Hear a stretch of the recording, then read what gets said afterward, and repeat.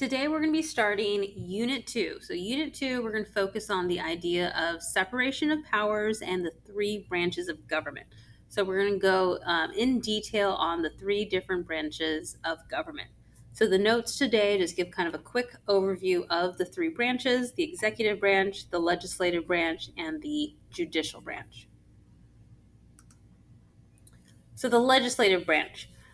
Separation of powers established the three branches of government: legislative, executive, judicial. The legislative branch was set up in Article 1 of the Constitution, and it set up two houses of Congress: the House of Representatives and the Senate. And so this branch is responsible for passing laws. The executive branch. The executive branch is set up in Article 2 of the Constitution. It allows for a president, a vice president, and other executive departments. Their main job is to enforce or carry out the laws of Congress, and the president is also the commander-in-chief of the military. The judicial branch. The judicial branch is set up in Article 3 of the Constitution. The Supreme Court and surrounding courts. There are 9 justices of the Supreme Court, and their main job is to interpret and apply the law and to say what the law is. So this is a old picture of the Supreme Court. We had a new member join. She was just sworn in at the end of June, so they have not taken a new photo yet. So hopefully a new photo will be coming out shortly.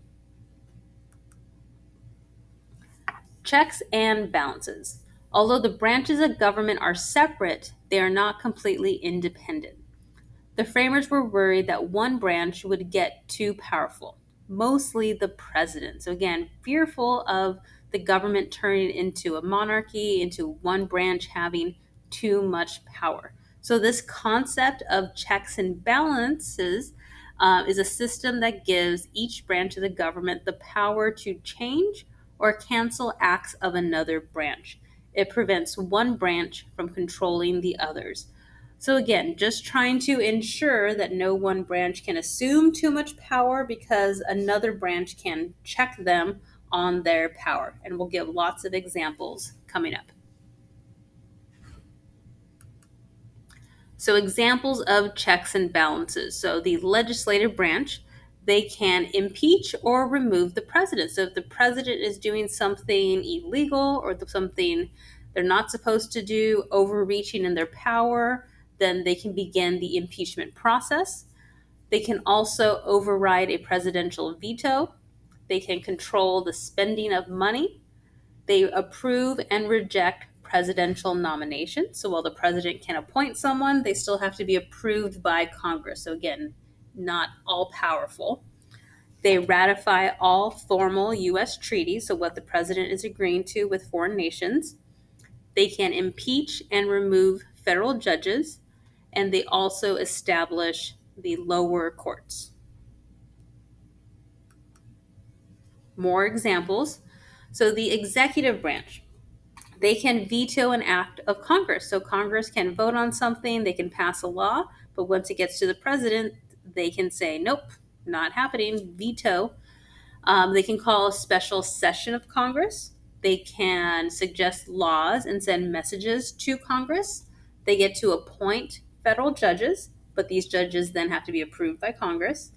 And they can grant reprieves and pardons for federal crimes.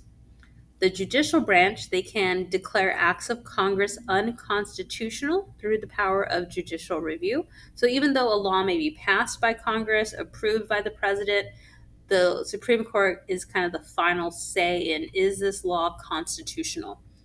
They can declare executive acts unconstitutional. Executive acts come from the president.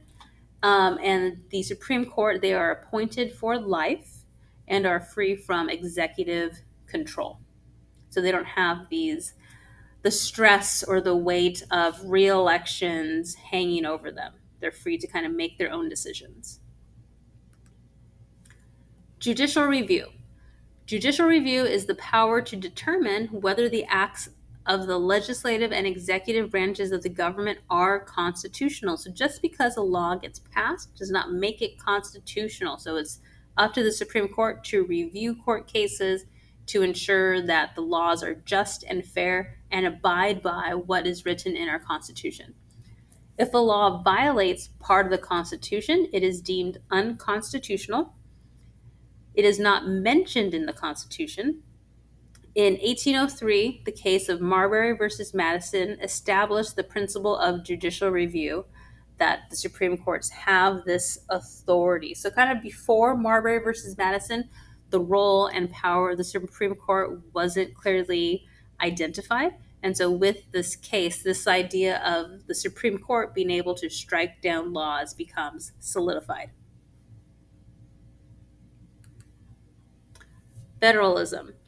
So, federalism, the powers of government are distributed between the national government and the state government. So, again, separation of powers, designating, delegating powers. Article 1, Section 8 gives Congress the power to make all laws that are necessary and proper. Article 6 establishes the Supremacy Clause. The Constitution is the supreme law of the land. So any laws created have to abide by the Constitution. Federalism is set up by the 10th Amendment to the Constitution. National government has the power it needs to meet national problems and reserves the rest of the powers for the state. So we are done with these notes. You want to go back, make sure you fill in the definitions for the key terms that have been highlighted, and then go back and do your assignment for today.